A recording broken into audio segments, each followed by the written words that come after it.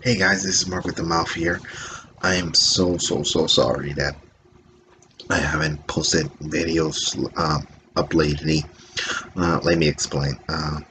As I said before, not in this video, but in the other videos I posted or um, in the other channel and with Bad Productions, we don't profit out of YouTube. We don't make money out of it. So all of us have jobs or go to school, stuff like that. And I work long shifts and pretty much every day. And it's been kind of into my YouTube time to sit down, play games for you guys, or record, edit, stuff like that. Like it's been kind of into my time a lot. I come home late and stuff like that. So please bear with me during these times. Eventually, I'll get back making a video a day again and again, like I would do that. But like I said, it's been cutting into my time a lot, so I apologize for that. So I know this is not a Crash Bandicoot or a gameplay video, it's a review, but something's nothing. And enough about my problems and everything. It's time for me to entertain you, which hopefully I will. I don't know. But yeah, as you can clearly see, we're going to talk about Spider-Man Into the Spider-Verse.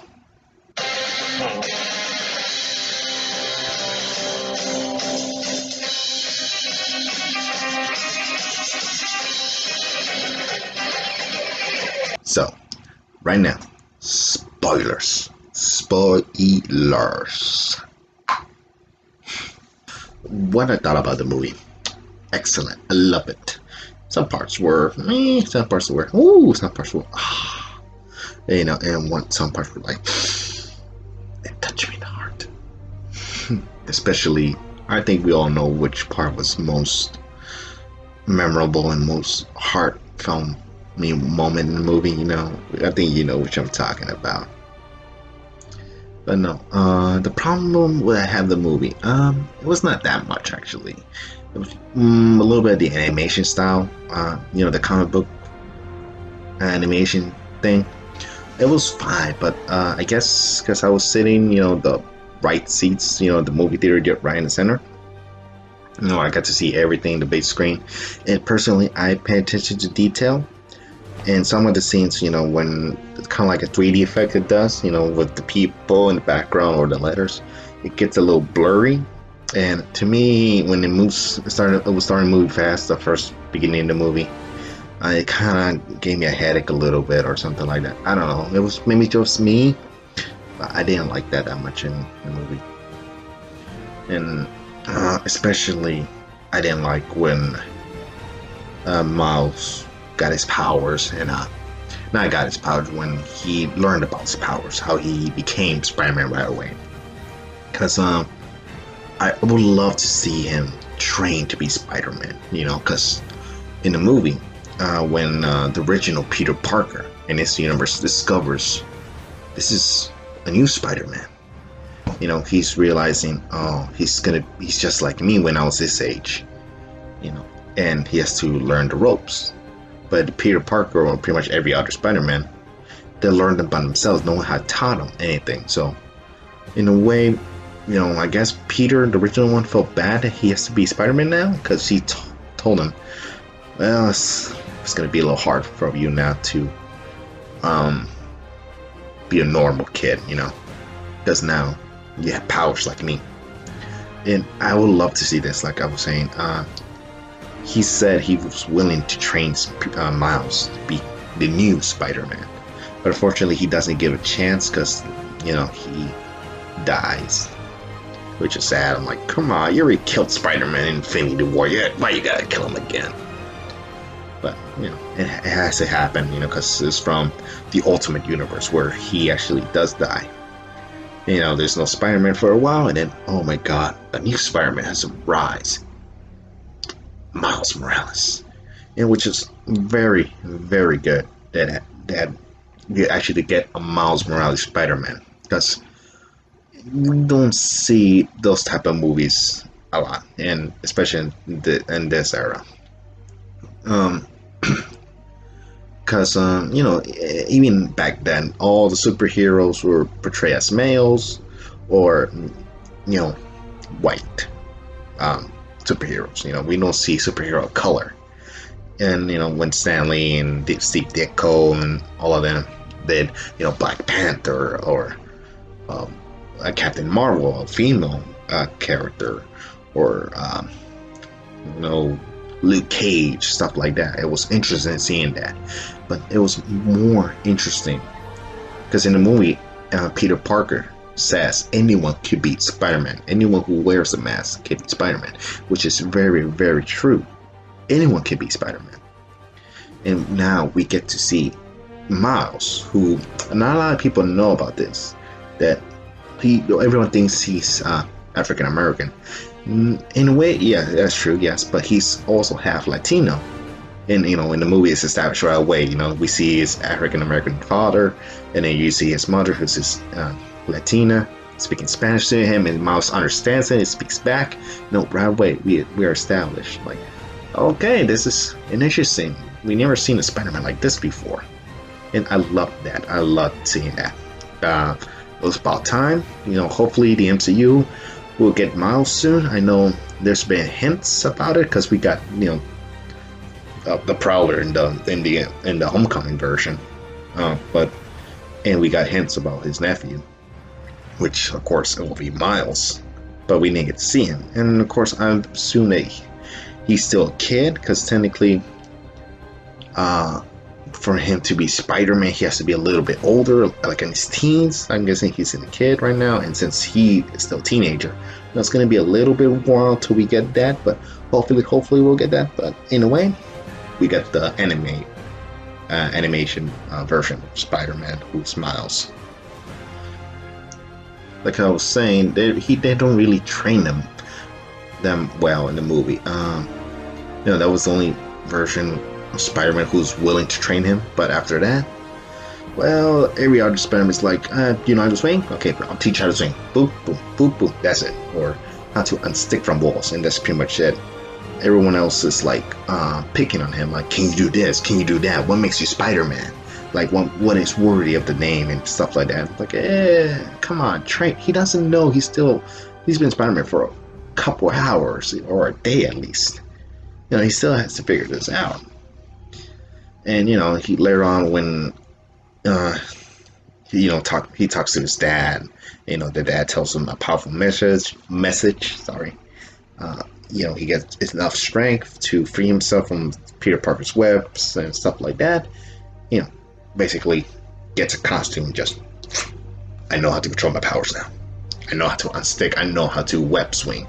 I know how to turn invisible on command and stuff like that.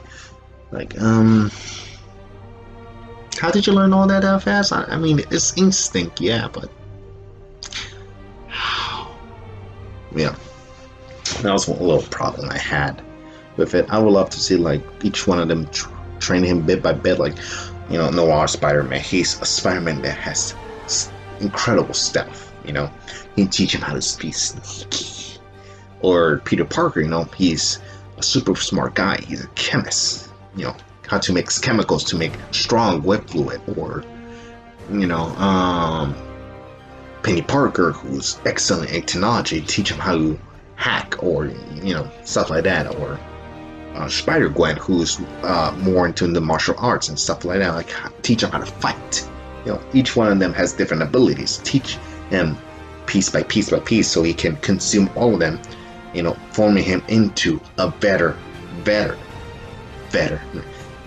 Spider-Man, But of course that didn't happen. Another part that I didn't like about the movie was characters filling.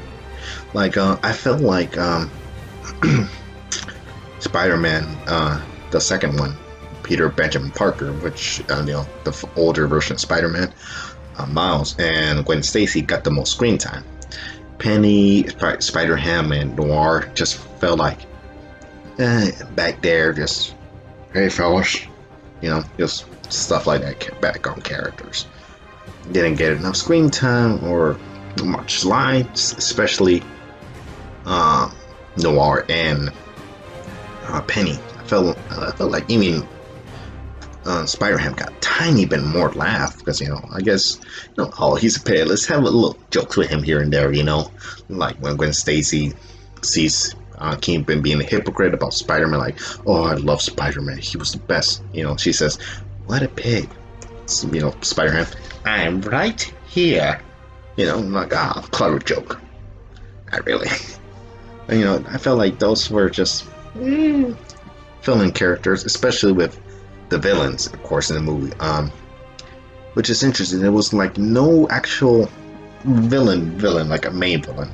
Like you could probably say Kingpin is the main one, but is he? Like he didn't felt like it was centered around Kingpin that much. It is Kingpin's doing why every Spider-Man is there because he wants to bring his wife back and his son, Vanessa and his son, because she saw him doing something to the original Spider-Man. She realized that she married a person who's willing to murder another human being, the mistake she made and everything, and then cost her life from her and her son, and Kingpin regrets that. He was trying to get back, and that's how he gets all the other Spider-Man. But no, I felt like there was just those three characters were just backgrounds, and again, some of the villains as well, like Scorpion. He didn't felt like powerful, or Tombstone. I think he only had a couple, if not 3 lines in the movie, and that's it. His character disappears, or even Scorpion disappears. And the only villains, again, that had more screen time, well, Kingpin a little bit anyway. Prowler had a lot of screen time, I would say. And Dr. Octopus, the female version, which was clever. Like, I heard rumors that Dr. Octopus was going to be in the movie, but of course, we all know that Dr. Octopus is a male, but there's actually a female version of Doc Ock, which we saw that in Spider-Man Shattered Dimensions, the female version, but it's from the future, not from the present time. So it was interesting seeing, this version. I'm like, oh, clever. But no, that was my little complaint about it. Parts that I really love with the movie, though. You know which one I'm talking about. The man, the myth, the legend. I honestly was gonna cry. Because, Stan Lee, oh my god, I don't even need to say why, but, he influenced a lot of people. He influenced me a lot when I was a kid. I looked up to him and to his work because I reflected of his characters, especially Spider-Man. He's one of my favorite characters of the entire Marvel comics, and even the movies. I've seen all of them, even the terrible ones. But when I saw Stan Lee in the movie, and he said those words like when Miles tries to buy a costume from Spider-Man for the memorial they're having for him. Miles says, "If it doesn't fit me, we'll return." Stan says it always fits, even though it's a joke in the background when it says no refunds, no returns, and stuff like that. But in a way, for me, the way I got it in my head, because I know it's a joke, but the way I got it in my head, because when the movie began, Peter Parker, the original one from Miles, said that anyone could wear the mask. When Stan Lee said, it always fits when he's trying to buy the costume, it always fits. In a way, I felt like he was saying, Spider-Man can be whoever, which is very true. Like I said before, anyone could be Spider-Man. I could be, you could be, the one who's watching me right now. It was just a heartfelt moment, and to hear his voice, it was just, wow. I'll miss him. I'm not the only one who's going to. A lot of people are, but once again, Stan Lee, thank you so much for what you've done. I hope you are in peace right now. The end battle with Miles versus Kingpin and all the other Spider-Mans are fighting, that was beautiful. I love it. It was interesting scene. Now the fight, how everyone's using their style of fighting. Again, stealth, stealthily with Noir, Spider-Ham with his comical hammer, magic sack, stuff like that, dropping hammers, heavy stuff. I don't know what the thing is called. Penny Parker, with her machine bot thing, and he's Spider-Man fighting like that. Another part that I like about the movie when the Prowler's fighting Miles, the new Spider-Man. He's assigned to kill this new Spider-Man, and when Miles takes off the mask, he realizes, oh my God, it's my nephew, and because we all know the Prowler's kind of like a heartless character in the comics. He's willing to kill. He's willing to go lengths to whoever's hiring him to kill. But once he realizes it's his nephew, he can't do it. He can't kill him. He puts the mask back on. Just, I can't do this. And when he gets shot by Kingpin, he tells him, "I'm sorry. I know you looked up to me a lot. I know you want to be like me, but no. Be better than the rest of the family," which is touching because they're not, the family of Miles is interesting. Mother a nurse, father a cop. Nurses save lives, and father does the same thing. But especially with the father, because he disapproves about Spider-Man's method, which is ironic because later on he accepts the new Spider-Man, and maybe in the future they will do this. He realizes that the new Spider-Man is his son. Because, Aunt May knows Spider-Man is Peter Parker. Will he know? I don't know. We gotta wait to see. But no, it was interesting and kind of touching, giving him that message. It felt like, Uncle Ben, to Miles in a way, when he tells him the great responsibilities, this one, be better than us.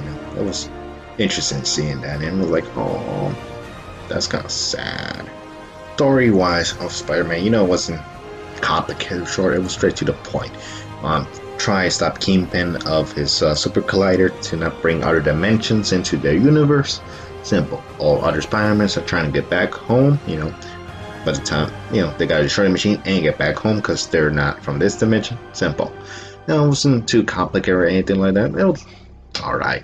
It wasn't the comic book version Spider-Ganon or anything like that, but it was interesting and very entertaining. Of course, I don't have any complaints about that. I loved its story, and it was written very well. It's believable characters. Like how each Spider-Man's going to interact with each other, or how people are reacting to them. It was very, very good. Voice actors were excellent for all the characters. Except Nicolas Cage. I mean, I have no problem with him being Spider-Man. It's just when he says, "I'm Peter Parker," like, that when you say that name, no. But if you say a Spider-Noir, like, yeah, that works better.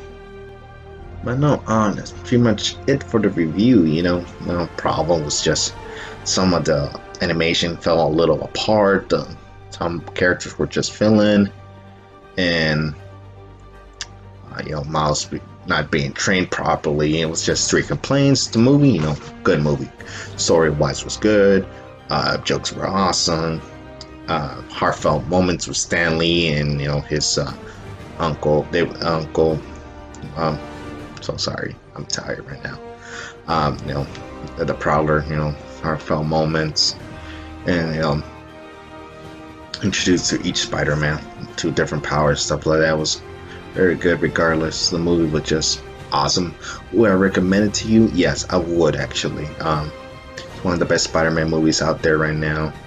Until from Far From Home. So that means Spider-Man didn't die in Infinity War. He survives. Unless it's a prequel, which is not. But yeah, that's my review for Spider-Man Into the Spider-Verse. I hope you guys enjoy this video. And again, I am so sorry that I have not been posting anything in a while. Like I said, I've been busy working, and I come home late, and I get tired, you know. Um, Maybe you can tell I'm not that energetic or jumping around because, you know, it's late, you know, and I'm trying my best for you guys to make good quality videos, because, you know, again, eventually I'll get a microphone, a better camera, stuff like that, but, you know, I gotta work for it, you know. And those who are subscribed to me, those 4 subscribers, thank you so much for joining me. Hopefully you stick with me throughout this, and, you know, in the future you're still with me and everything. You know, so people who like my 2 videos, thank you so much for liking them. If you watch this, hey, how you doing? But yeah, hey, please subscribe to my channel, hit the like button, comment, or, you know, tell me what you want me to do, you know, what games you want me to review or play, what movies do you want to recommend me to watch, and give my opinion about it. You know, just hit a comment on me, let me know how can I improve, even too, because I try to learn as much as possible from you guys, you know. But yeah, that's pretty much all I gotta say. Oh yeah, also to subscribe to the other channel, Bad Productions, because I'm there as well with my friend Christian Aim, very good friend of mine. But yeah, that's pretty much all I gotta say for why I've been posting up videos and the Spider-Man thing. But yeah, you know, have a good night or good morning, good afternoon, whatever time you're watching this video, and have an amazing day, night, afternoon. Goodbye, guys.